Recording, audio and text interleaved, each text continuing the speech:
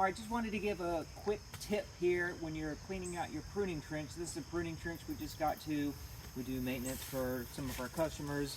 So you can see it's parts of it are filled in. You can see right here it's where, you know, this is actually a real wet area. A lot of leaves and things like that come down through here. So this is the main tool you're going to want. This is called a trenching spade.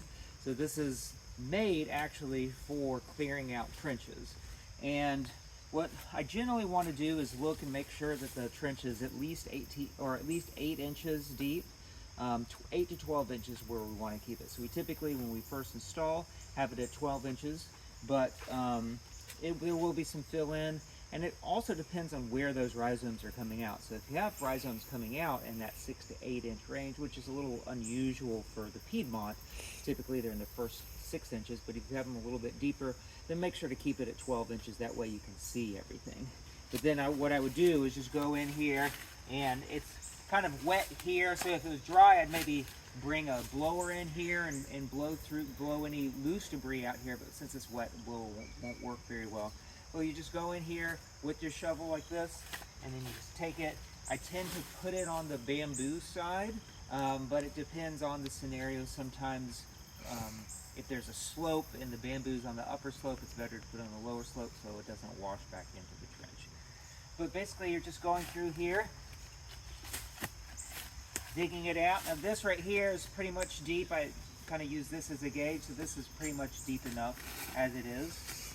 And then down here, I would come and make sure to dig this part out. Now, it can be a little bit easier if you have something like a steel spade like this, and I'll go down the side here and just break it up a little bit, and then go down the other side, and then go diagonally, and then I'll use this to scoop it out, because this is really made for scooping, not digging so much. It can dig, but it's just not really great at that.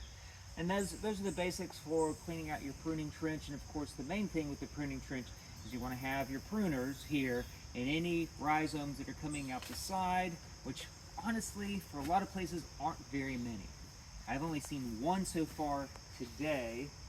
I don't see any others, but just make sure to do a double check after you've got it to the right depth that there aren't any rhizomes coming out. And if they are, just come and you clip it right there next to the pruning trench. All right, more tips coming up later.